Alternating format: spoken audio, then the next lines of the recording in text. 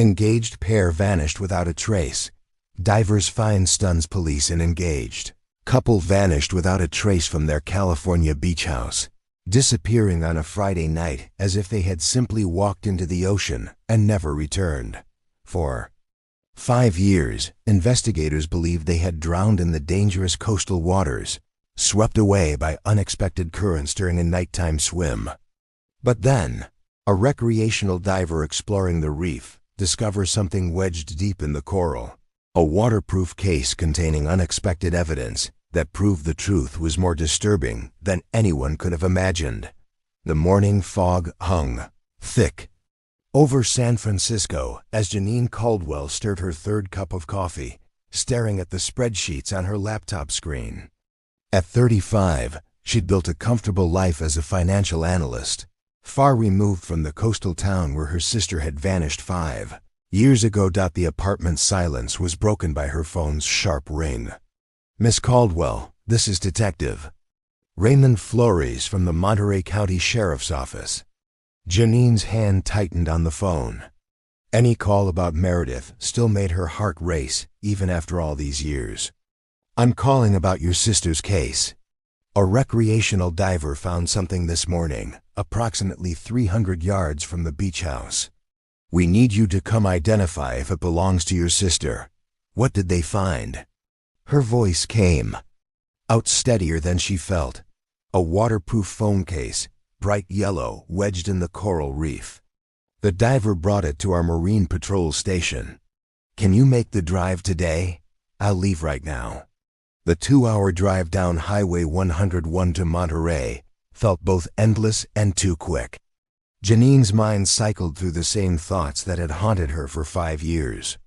Meredith and David, both 28 then, had been so happy, so ready to start their married life together. The engagement party at the beach house was supposed to be a celebration. Instead, they'd simply vanished on a Friday night, leaving no trace. Except their cars in the driveway, the Marine Patrol station sat on the wharf, its weathered wood siding blending with the fishing boats and tourist shops. Detective Flores met her at the entrance, a man in his 50s with kind eyes and the patient demeanor of someone who delivered too much bad news. "Thank you for coming so quickly," he said, leading her through narrow hallways that smelled of salt and diesel fuel. "The forensics team has already processed the case, but we need confirmation on the contents." The evidence room was sterile white, a stark contrast to the rustic exterior. On the metal table sat a bright yellow waterproof case, the kind kayakers and swimmers used to protect their valuables. Already opened, its contents were arranged precisely on the table. Janine's breath caught. There was Meredith's iPhone, its rose gold case still pristine after 5 years underwater. Beside it lay a small white plastic stick. A pregnancy test. "Oh my God," Janine gasped, sinking into the chair Detective Flores offered. She was pregnant. That's what we're trying to determine. The phone is still functional. These waterproof cases are remarkably effective. "We charged it," he said, turning the phone toward her. The lock screen photo showed Meredith and David on that very beach, her sister's strawberry blonde hair whipping in the wind as she laughed. David's arms wrapped around her from behind, his dark curly hair wild, both of them glowing with happiness. It was exactly as Janine remembered. That's definitely her phone," Janine confirmed, her voice thick. "I took that photo at their engagement party 3 months before they disappeared." Detective Flores nodded, making notes. The last activity on the phone was that Friday evening. A few texts, some photos from earlier in the day. Nothing that indicated any plans to leave or any distress. The pregnancy test, Janine couldn't look away from it. Does it show? The display has degraded after 5 years underwater, but our forensics team believes it was likely positive. People don't typically keep negative tests, especially secured in a waterproof case with their phone. This discovery changes things. Significantly, Miss Caldwell. Changes things how? The detective leaned back, choosing his words carefully. The initial investigation concluded rather quickly, within days, actually. The assumption was that your sister and her fiancé were swept out by the current. It happens more often than people realize along this coastline. Both of them disappearing. Together with no signs of struggle at the house, no financial troubles, no relationship issues anyone knew about drowning seemed the only logical explanation. But now, a pregnancy would have been a major life event. The fact that she had this test with her, protected in this case, suggests she considered it important. We'll need to re-examine everything, their relationships, their plans, anyone who might have known about the pregnancy. I'll need you to think back, Miss Caldwell. Did your sister mention anything about expecting a child? Janine shook her head slowly. Nothing. We talked every week, sometimes more. She would have told me. Her eyes burned with unshed tears. She would have been so happy. They both wanted children. I'm sorry to dredge this all up again, Detective Flores said gently. But this is the first real evidence we've had in 5 years. The diver who found it said it was wedged deep in the coral, probably been there since the night they disappeared. The current could have carried it from the beach. You're going to reopen the case?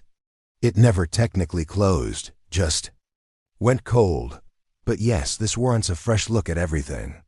I'll need you to stay available while you're in town. Are you planning to visit the beach house? Janine hadn't thought that far ahead, but now the idea took hold. Yes, I still have a key. The caretaker maintains it. Harold, yes, good man. If you find anything that might be relevant, photos, letters, anything that might shed light on the pregnancy or their state of mind that week, please let me know immediately.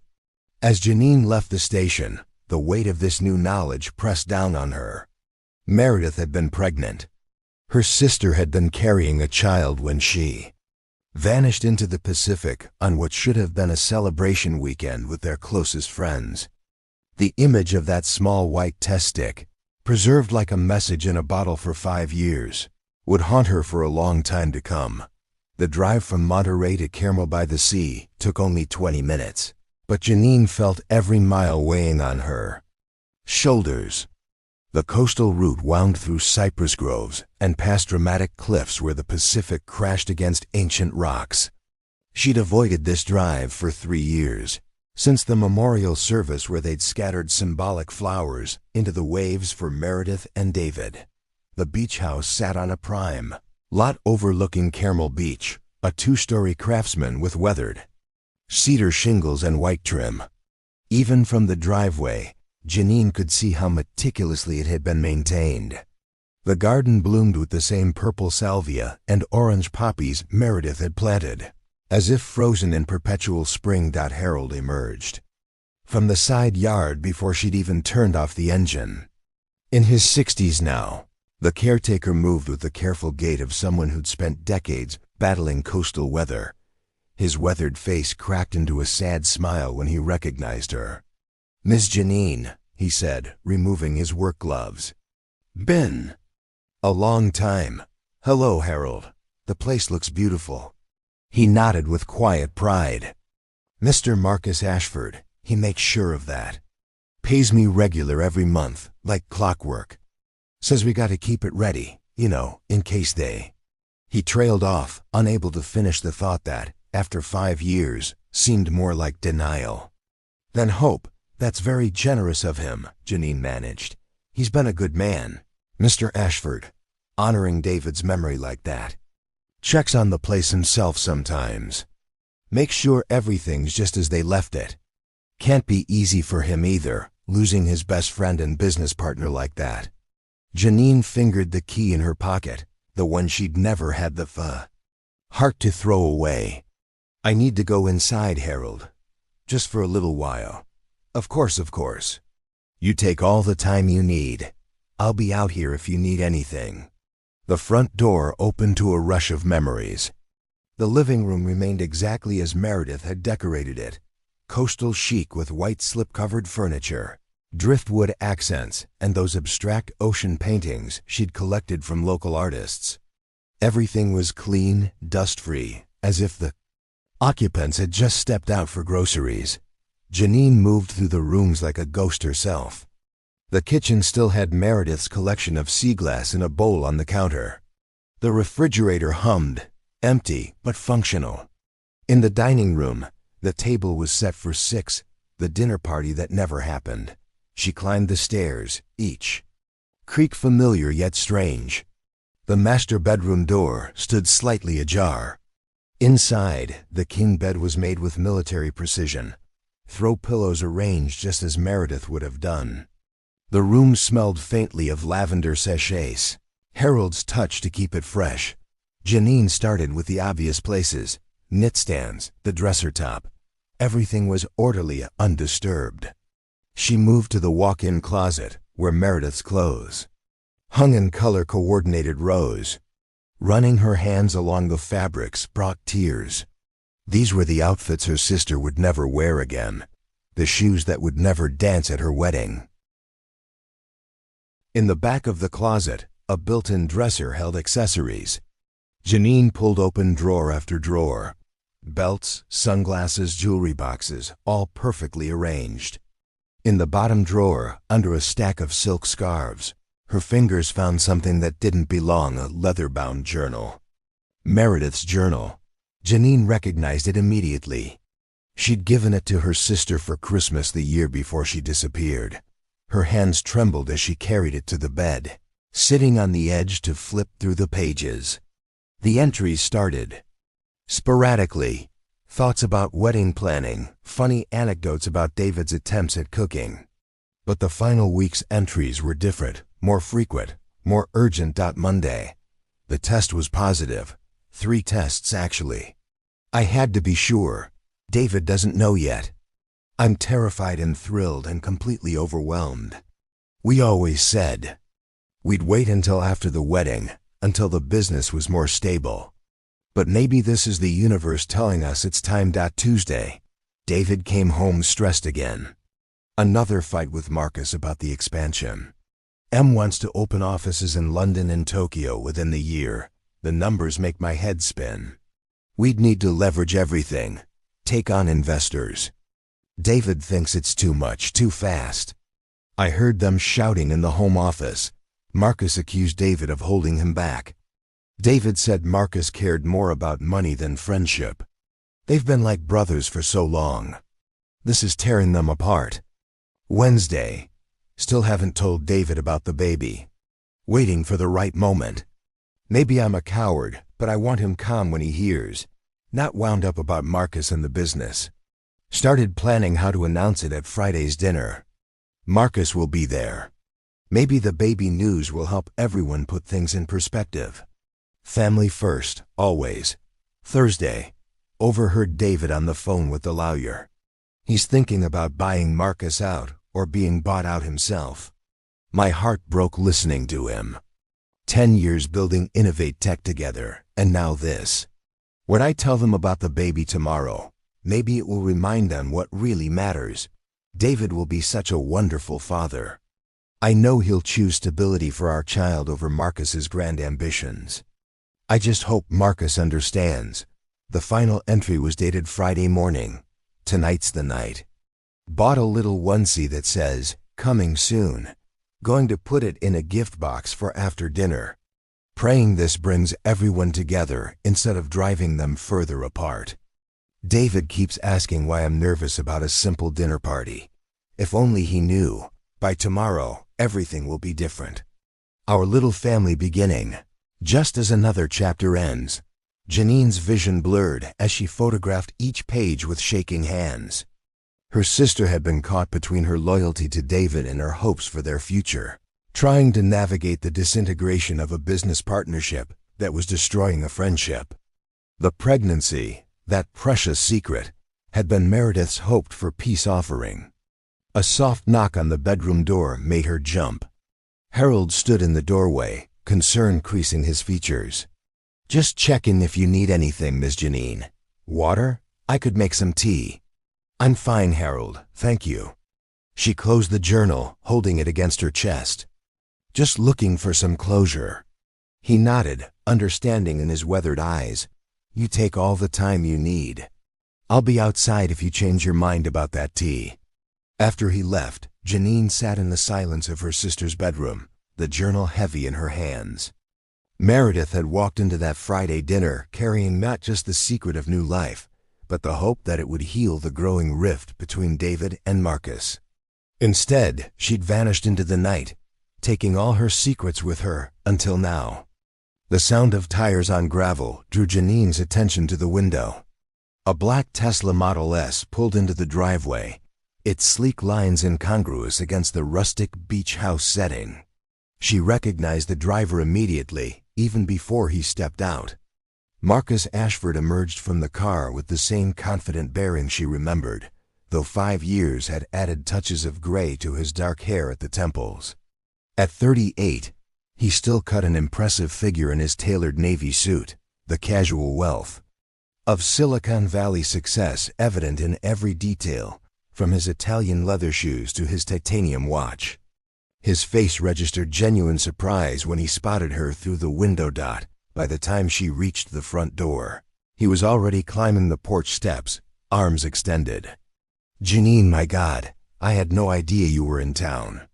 His embrace was warm, enveloping her in expensive cologne and what felt like sincere affection.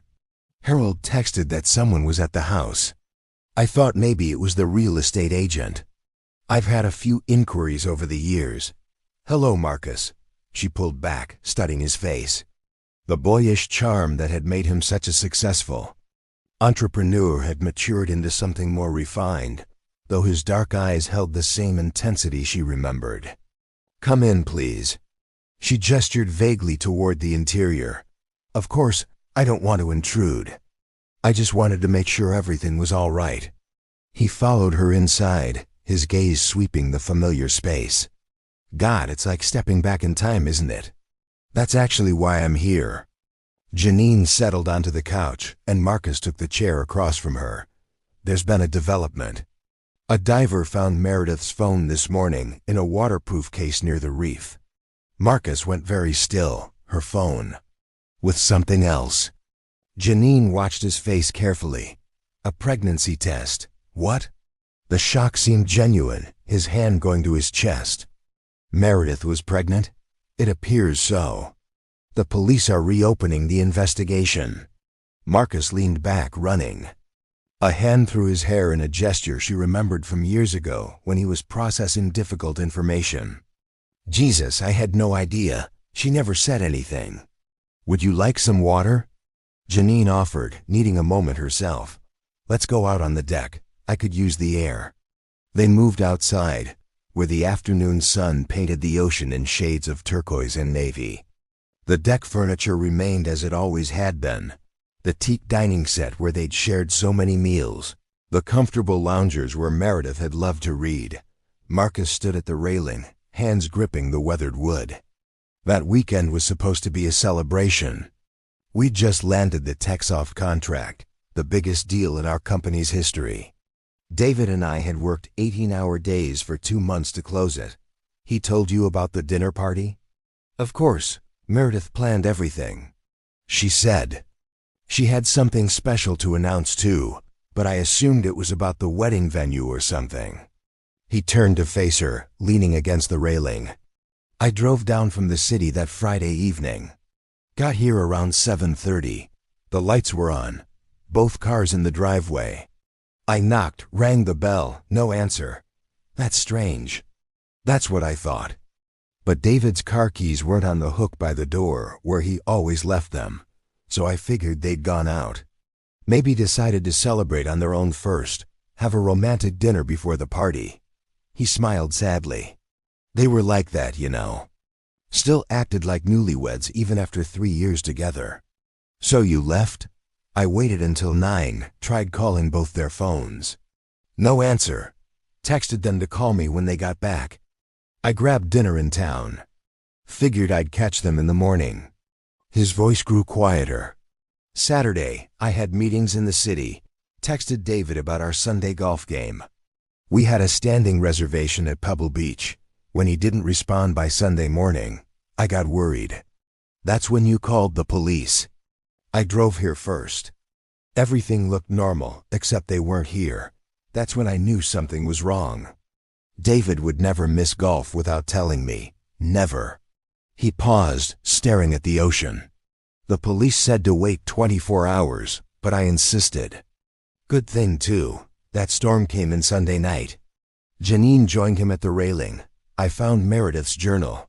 She wrote about planning to announce the pregnancy at that dinner. She hoped it would help smooth things over between you and David about the business expansion. Marcus's jaw tightened, almost imperceptibly. What do you mean? She wrote about arguments, disagreements about taking on debt for international expansion. He shook his head slowly. Meredith never told me about any pregnancy.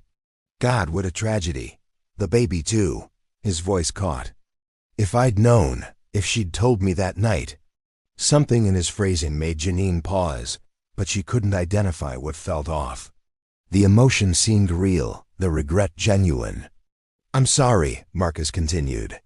This must be incredibly difficult for you. Is there anything I can do? Any way I can help? I don't know yet. I'm still processing. I want you to know, he said, turning to face her fully. I've tried to honor their memory. The business is thriving. We did expand internationally, just like I'd planned. But I've never forgotten that it was built on David's foundation, too. I even established the Meredith and David Foundation. It provides scholarships for young entrepreneurs. That's very generous. It's what they would have wanted. He checked his phone. Listen, I'm in town all week for meetings. If you need anything, someone to talk to, help with arrangements, anything at all, please call me. Harold has my number. As he moved toward the door, Janine found herself studying him, the successful businessman, the grieving friend, the keeper of their memory. All the pieces fit, and yet something nagged at her, some instinct she couldn't name. Thank you, Marcus, for everything you've done here. He paused in the doorway. They were family to me. It's the least I could do. After his Tesla disappeared down the coastal road, Janine remained on the deck, watching the waves crash against the rocks where her sister had loved to walk. Marcus Ashford had given all the right answers, shown all the appropriate emotions. So why did she feel like she'd just watched a performance? The marina stretched before Janine in a forest of masts and rigging, the afternoon sun glinting off. The water between the boat slips. She needed to clear her head after the unsettling encounter with Marcus, to process everything she'd learned. The familiar scent of salt water and diesel fuel brought back summers spent here with Meredith, learning to sail in their father's little Catalina. She walked past the harbor master's office toward the public pier, where tourists fed seagulls and fishermen tried their luck. The yacht club restaurant sat at the pier's end, its blue and white awnings fluttering in the breeze. Through the windows, she could see servers setting up for the dinner service. Excuse me, Miss Janine. A woman had emerged from the restaurant's side entrance, wearing the black pants and white shirt of the waitstaff. She was in her 50s, with graying hair pulled back in a tight bun and nervous eyes that kept darting around the parking lot. I'm Elena, Harold's wife. The woman stepped closer, lowering her voice. I heard you were in town. Harold told me at lunch.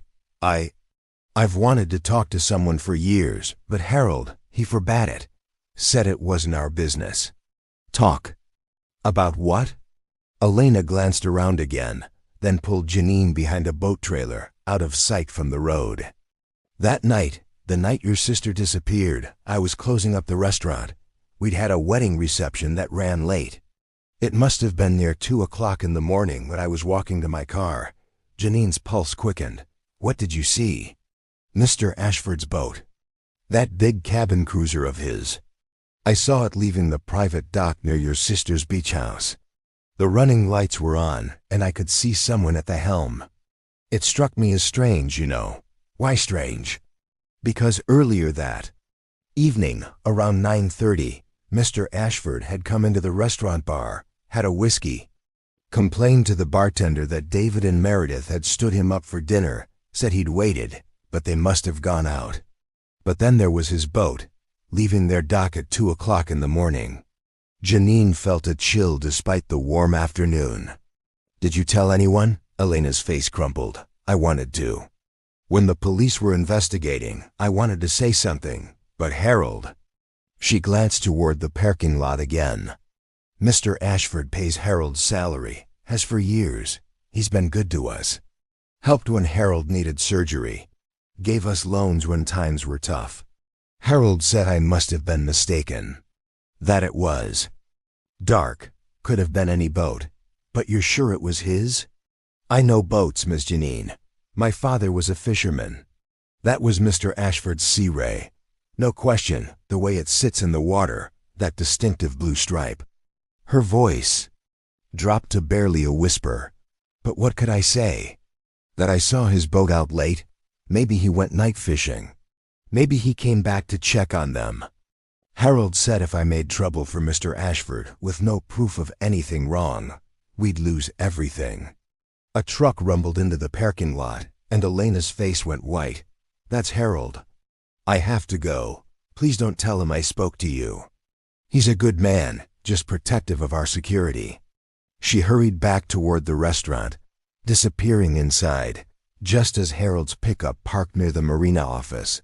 Janine stood frozen behind the boat trailer, her mind racing. Marcus had lied about leaving at 9 o'clock. He'd been at the beach. House dock at 2 o'clock in the morning, hours after Meredith and David had supposedly vanished. Before she could second-guess herself, Janine got in her car and drove the short distance to Cannery Row. Marcus had mentioned his boathouse there during one of their past conversations, back when he and David were planning to buy a bigger boat for client entertainment. The historic waterfront had been transformed from Steinbeck sardine factories into tourist shops and restaurants. But some working boathouses remained at the far end that she found Marcus's easily. A newer structure with Ashford Marine painted on a discreet sign. The main doors were closed, but a side entrance stood slightly ajar. Janine pushed it open, calling out, "Marcus, hello?" The interior was shadowy, lit by windows high on the walls. The space was organized and clean, tool racks along one wall, boat parts stored on shelves, a workbench with maintenance equipment. His cabin cruiser wasn't there, likely moored at the marina. In the corner, she noticed a stack of industrial tarps, the heavy-duty kind used in construction. Several gallon containers lined the shelf above them, their labels faded, but the bleach smell unmistakable. Even from across the room, her stomach tightened. "Janine." She spun around. Marcus stood in the doorway she'd entered through, looking puzzled but not alarmed. "I'm sorry," she stammered. "The door was open, and I wanted to thank you again for maintaining the house." He smiled, moving past her to flip on the overhead lights. "No need to apologize. I should keep that door locked, but the maintenance guys are in and out all day." He noticed her looking at the tarps and cleaning supplies. Impressive collection, isn't it? Boat maintenance is messier than most people realize. Those tarps look industrial strength. Have to be. He walked over and lifted a corner of one, showing its thickness. When you're cleaning fish or working on the hull, regular tarps won't cut it. Blood, fish guts, bottom paint it. All soaks through normal material. These protect the deck and dock. And the bleach? He laughed, a natural sound that made her feel foolish for her suspicions. The eternal battle against fish smell and mildew. You go out fishing, bring back your catch, and if you don't sanitize everything immediately, your boat smells like a fish market for weeks. I learned that the hard way. He gestured to a corner where fishing rods stood in a rack, tackle boxes neatly arranged below. I've gotten more into deep-sea fishing since David's been gone. He always wanted to go after the big ones, marlin, tuna. I do it now, kind of in his memory. That's nice, Janine managed, feeling increasingly uncomfortable about snooping. In fact, Marcus said, his face brightening, "Why don't you come out with me tomorrow? The weather's supposed to be perfect, and I could use the company. We could talk about Meredith and David, share some good memories. Sometimes being on the water helps. I'll think about it. No pressure, but the offer stands. He glanced at his watch. I've got a conference call in 20 minutes, but please feel free to look around if you want. Just pull the door shut when you leave. After he left, Janine stood in the boathouse, trying to reconcile what she'd learned.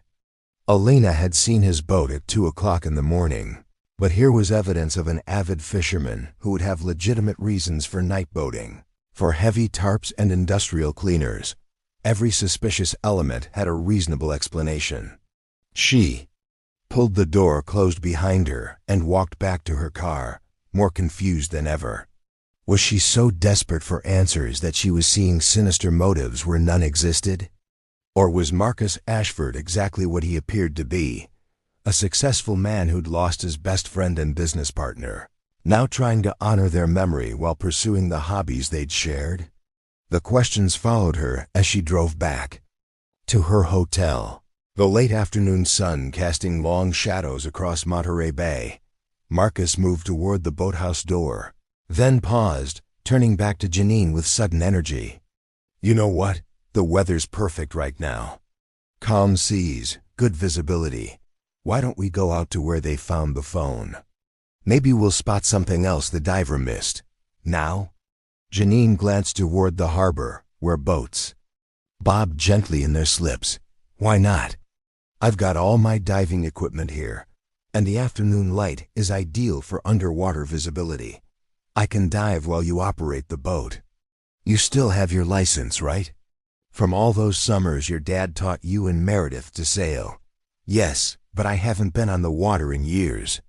It's like riding a bike. The Sea Ray practically drives herself. His enthusiasm seemed genuine, almost boyish. Look, I need this too, Janine. David was my best friend, my brother in everything but blood. If there's any chance of finding more clues or even... He paused, swallowing hard. Even finding them, bringing them home properly, I have to try. The raw emotion in his voice dissolved her hesitation. Okay, yes, let's go. Fantastic. I'll grab the diving gear. The boat's in slip 47, just down from the yacht club.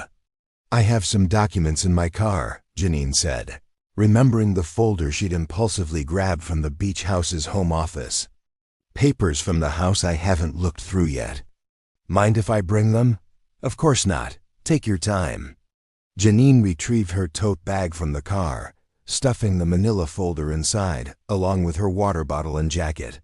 The late afternoon sun warmed her shoulders as she walked to the marina, trying to calm the mixture of anticipation and unease churning in her stomach. Marcus's boat was impressive, a 32-foot Sea Ray cabin cruiser with a flying bridge, pristine white hull accented with that distinctive blue stripe Elena had mentioned. He was already aboard, organizing diving equipment on the aft deck. Welcome. Aboard the Second Chance, he called out, offering his hand to help her onto the boat. David helped me name her. Sighed. Everyone deserves a second chance at their dreams. The irony wasn't lost on Janine as she settled her tote bag in the cabin and familiarized herself with the controls. Marcus efficiently prepared for departure, his movements practiced and confident. Within minutes, they were motoring out of the harbor, the marina falling away behind them. The coordinates are already in the GPS, Marcus said, pointing to the navigation screen. About a mile offshore, near Pescadero Point. Can you take the helm while I get the diving gear ready? Janine took the wheel, the familiar feel of a boat responding to her touch bringing back bittersweet memories. The ocean was indeed calm, with gentle swells that the Sea Ray cut through effortlessly. Marcus busied himself with tanks and regulators, occasionally calling out course corrections. Mind taking over for a few minutes?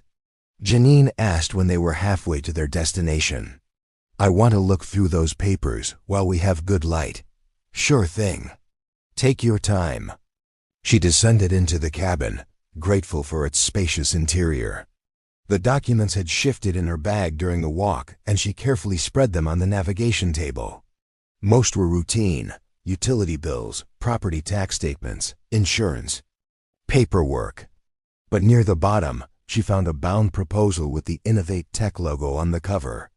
Strategic Expansion Initiative was emblazoned across the front, dated just 3 weeks before Meredith and David disappeared. Janine opened it, scanning the executive summary. The scope was breathtaking.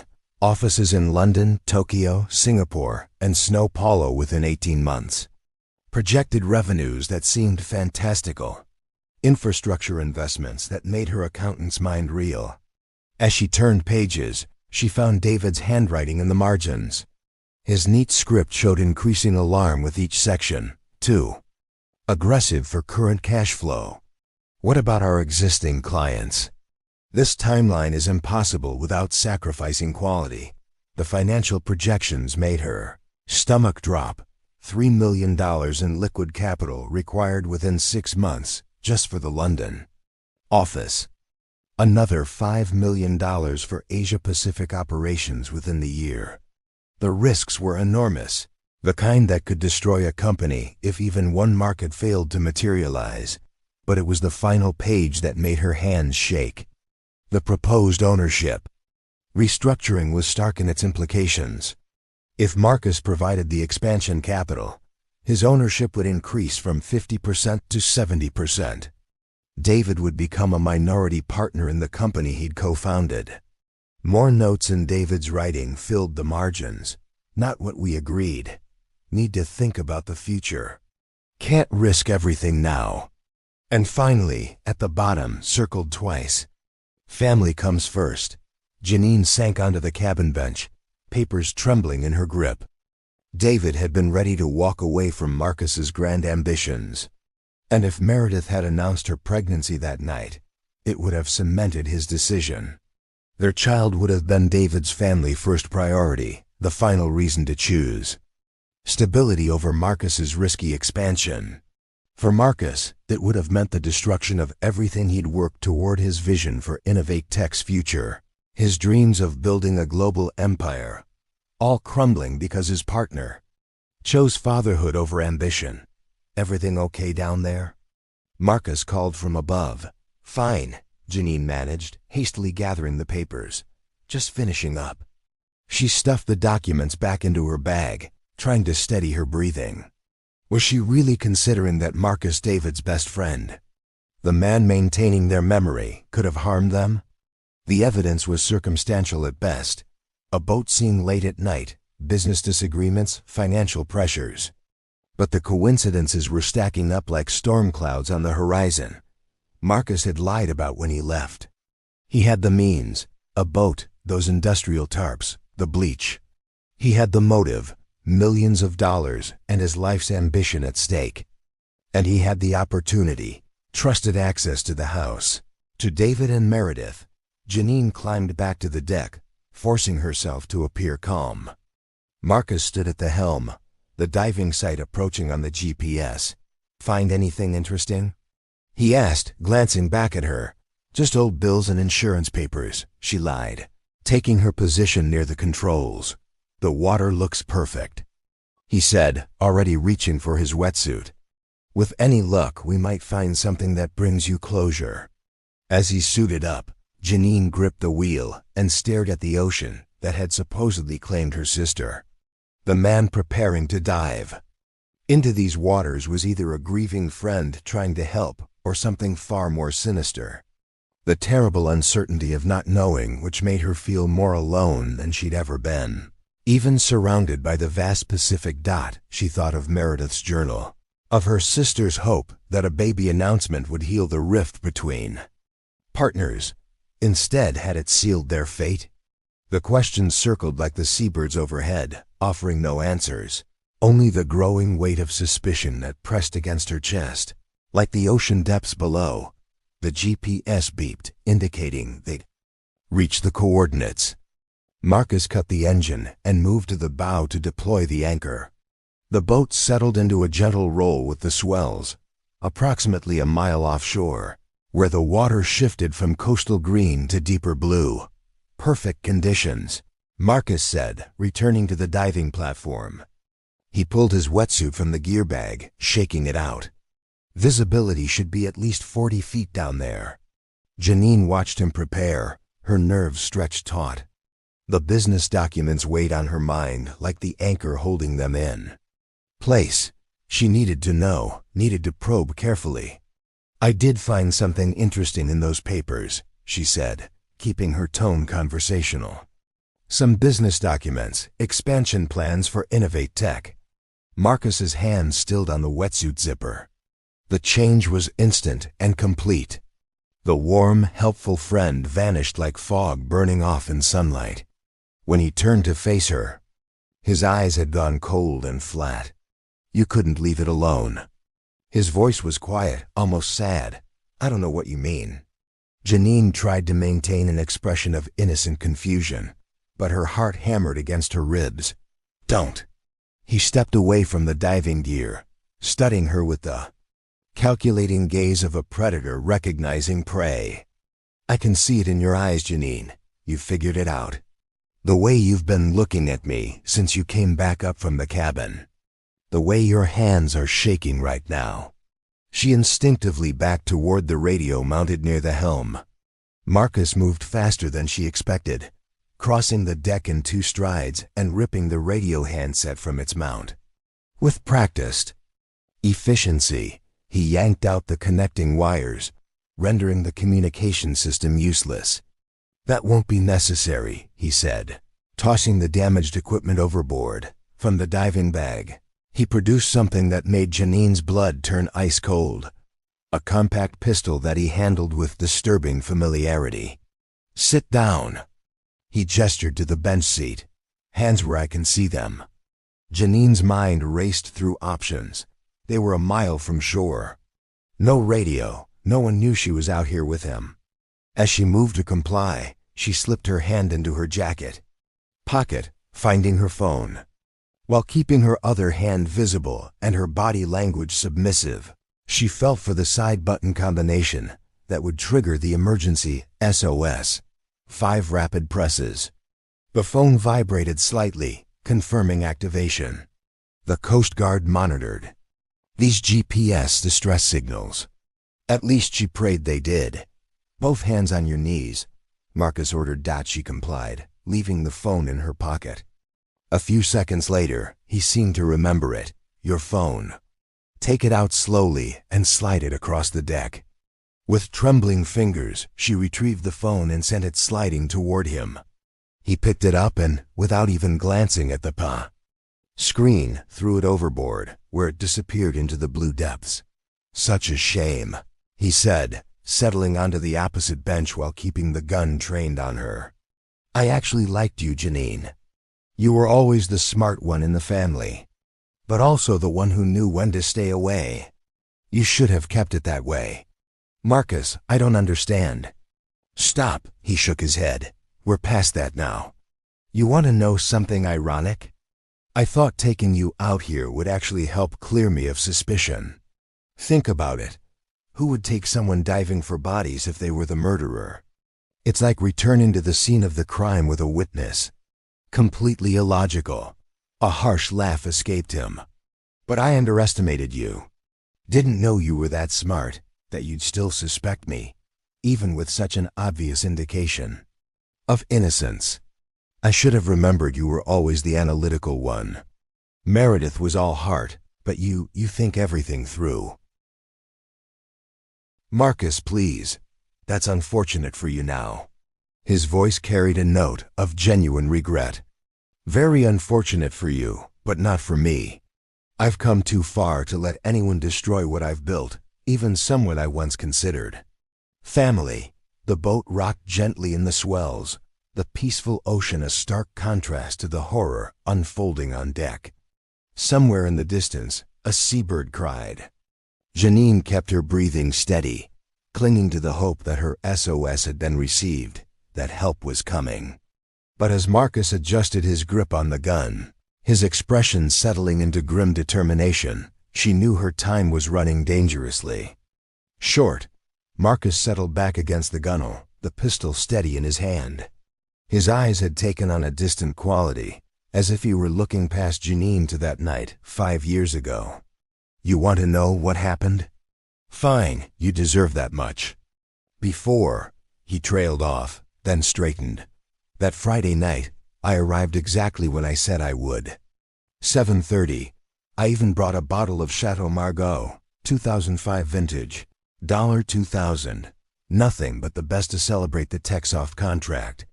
Janine remained frozen on the bench, acutely aware of every slight movement of the gun. They were so happy to see me, Marcus continued. Meredith had made her famous seafood paella. David clapped me on the back, said we were going to conquer the world together. We sat right there in their dining room, toasting our success. His voice took on a bitter edge. Then, during the main course, Meredith stood up, said she had an announcement. I thought maybe they'd finally set a wedding date, but no. She put her hand on her stomach and told us she was pregnant, 8 weeks along. The boat rocked gently, and Marcus adjusted his stance without ever letting the gun waver. You should have seen David's face. It was like someone had lit him from within. He jumped up, swept her into his arms, spinning her around right there in the dining room. When he sat her down, he was already talking about the future, how this changed everything. How he wanted to build something stable, something local, a legacy for his child. Marcus's jaw tightened. I sat there watching my entire life's work crumble. Years of 18-hour days, of sacrifices, of building Innovate from nothing. The expansion plans that would have made us giants in the industry gone because of an unplanned pregnancy. So you killed them, Janine's voice came out as a whisper. I came prepared for multiple outcomes that night. His tone was matter-of-fact now, as if discussing a business transaction. In my jacket pocket, I had a small vial of cyanide. Colorless, odorless, perfect. I'd actually brought it in case the negotiations went badly, in case David completely refused the expansion, a last resort. He shifted slightly, the late afternoon sun casting his shadow across the deck. They were so happy they barely noticed when I went to the kitchen to help with dessert. Meredith had made tiramisu. While they were in the dining room, still glowing with their news, I poured 3 glasses of dessert wine. The cyanide went into 2 of them. Janine's stomach churned. You poisoned them during their celebration.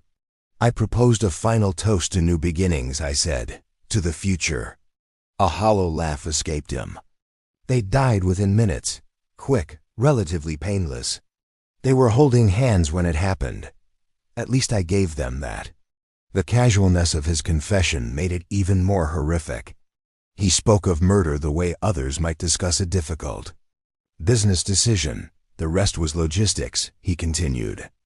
I had tarps in my boat, those same industrial ones you saw at the boathouse. Wrapped them carefully, used diving weights from my gear to ensure they'd sink. Loaded them onto the boat using the dock cart. It was past midnight by then. Number. Moon. Perfect conditions. You threw them in the ocean. 400 feet of water, 2 miles past the reef. No recreational diver goes that deep. The currents there would scatter any evidence. I spent 3 hours cleaning that house with bleach, every surface, every glass, every trace of that dinner. Made it look like they'd simply vanished. Marcus reached into his jacket pocket with his free hand and pulled out a small glass. Vial filled with clear liquid. The same batch, actually. I always keep some on hand. You never know when a problem might need a permanent solution. You're insane. I'm practical. He held up the vial, watching the liquid shift. Inside. Now it's your turn, Janine. Once you're gone, no one will ever know. Your phone's at the bottom of the ocean. The radio's destroyed. As far as anyone knows, you went back to San Francisco after visiting the beach house. Another tragedy for the Caldwell family. People saw us leave together. Harold, Elena. Harold saw me leave alone. I'll tell him you decided not to come. Elena? He shrugged. She's learned to keep her mouth shut. Drink it. He extended the vial toward her, the gun still steady in his other hand. Janine's eyes flicked past him to the horizon, where she caught a glimpse of white and orange. A Coast Guard cutter, still distant, but approaching fast. Her SOS had worked. Marcus caught her glance and turned to look. The Coast Guard vessel was clearly visible now, perhaps 10 minutes away, but closing rapidly. Damn it! He turned back to her, his calm facade cracking. Drink it now. When you're gone, there's no proof, no evidence, just the word of a grieving friend who tried to help search for bodies. As he turned to check the Coast Guard's progress again, Janine saw her only chance. She lunged forward, grabbing for the gun. Marcus reacted instantly, his superior strength evident. As they grappled on the wet deck, the vial went flying, shattering against the gunwale. You stupid! He slammed her back against the deck, pinning her down with his weight. The gun had skittered away in their struggle, but his hands found her throat. Janine clawed at his arms, her vision starting to blur. He was dragging her toward the rail, intent on throwing her overboard. The ocean waited below, ready to claim another victim. The sound of powerful engines grew louder. Marcus glanced up to see the Coast Guard cutter bearing down on them, officers visible on deck. He released Janine and dove for the gun, but she managed to kick it further away. Coast Guard, stop what you're doing and put your hands up. The amplified voice boomed across the water. Within moments, officers were rappelling onto the Sea Ray, weapons drawn. Marcus made one last desperate grab for the gun, but an officer tackled him to the deck. No, you don't understand, Marcus shouted as they cuffed him. She's lying. I was trying to help. We were searching for bodies. More officers swarmed Veda, one immediately attending to Janine, while others secured Marcus. He continued to struggle, alternating between claims of innocence and incoherent rage. Sir, stop resisting, an officer commanded as they wrestled him under control. 5 years, Marcus screamed. 5 years I built that company. They were going to destroy everything. You don't understand what I sacrificed. As they dragged him toward the Coast Guard vessel, his eyes met Janine's one last time. The calculating businessman was gone, replaced by something wild and desperate. You should have stayed away, he said. You should have left it alone. Then he was gone, transferred to the cutter in custody, and Janine was left sitting on the deck of his boat, shaking and alive as the sun began its descent toward the Pacific horizon. The emergency room at Monterey General Hospital smelled of antiseptic and floor wax. Janine sat on the examination table while a nurse carefully documented the bruises forming on her throat and arms. Detective Flores stood nearby, his notebook out, patient but eager for her statement. The Coast Guard confirms they received your emergency SOS, he said. Smart thinking, triggering it without him noticing. Your phone's GPS led them right to you. Janine nodded, wincing as the nurse pressed against a particularly tender spot. Her voice came out raspy from Marcus's attempted strangulation. I pressed it when he told me to sit down. He was focused on the gun. You can give your full statement when you're ready. No rush, but Janine needed to talk, needed to purge the horror of what she'd learned. As the nurse worked, she told Detective Flores everything. Elena's revelation about the boat, the business documents showing the expansion plans, Marcus's complete confession on the boat. He said he put cyanide in their wine during dessert, that they died within minutes. Her voice broke. They were celebrating the baby. Detective Flores's expression was grim as he took notes. His confession during interrogation matches what you've told us. He broke down completely, gave us every detail, seemed almost relieved to finally tell someone. A knock on the door interrupted them. Another detective entered, speaking quietly to Flores. His face grew even more somber as he listened. Miss Caldwell, he said, turning back to her. Our forensics team has been processing Marcus's boat. Despite his efforts with the bleach, they found microscopic blood traces in the deck seams. DNA analysis will take time, but the blood type matches your sister and David. Janine closed her eyes, the clinical confirmation somehow making it more real. There's more, Flores continued gently. We pulled the GPS history from his boat's navigation system. Marcus wasn't as clever as he thought. The system keeps a log of anchor points. On the night of the disappearance, his boat was anchored at the beach house dock until 2:15 a.m., then traveled to a point approximately 2 miles past Pescadero Reef. He anchored there for 43 minutes before returning to port. 400 feet of water, Janine whispered. That's what he said. We've dispatched a deep water recovery team. The coordinates are exact. They should be able to. He paused, choosing his words carefully. To recover your sister and David. The nurse finished her examination and quietly left. Detective Flores pulled a chair closer to where Janine sat. The recovery team has already reported preliminary findings. 2 bodies wrapped in industrial-grade tarps. That matched the ones in Marcus's boathouse, weighted with diving equipment from his personal gear.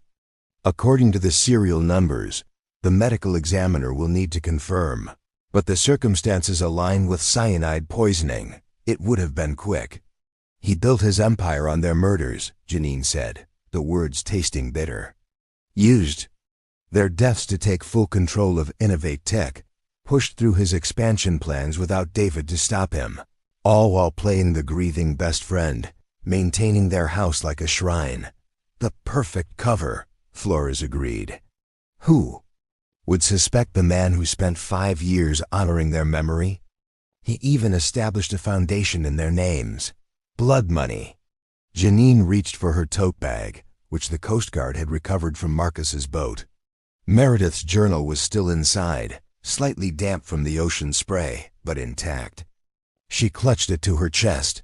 With his detailed confession and the physical evidence, Marcus Ashford will never see freedom again, Detective Flores assured her. Multiple murder charges, kidnapping, attempted murder for what he tried to do to you. He'll die in prison. But that was cold comfort. Janine opened the journal to that final entry, her sister's hopeful words blurring through tears. Meredith had been so certain that the pregnancy announcement would bring everyone together, would remind them what truly mattered. Instead, it had signed their death warrant. She wrote that she felt uneasy about the dinner. Janine said, tracing the words with her finger. Some instinct warned her, but she pushed through it. She wanted so badly to share their joy.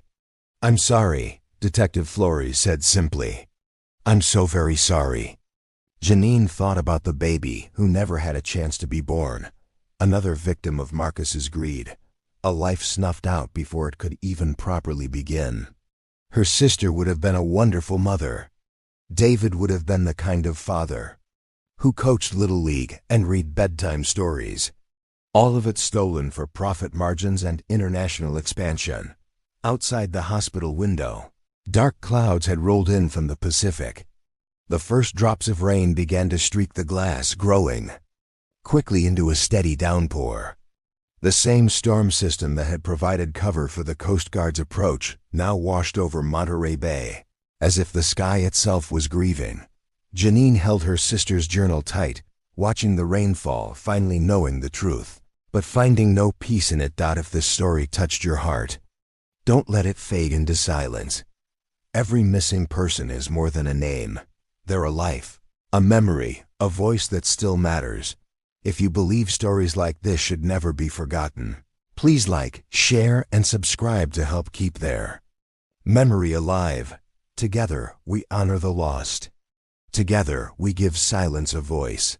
Because remembering isn't just love, it's justice.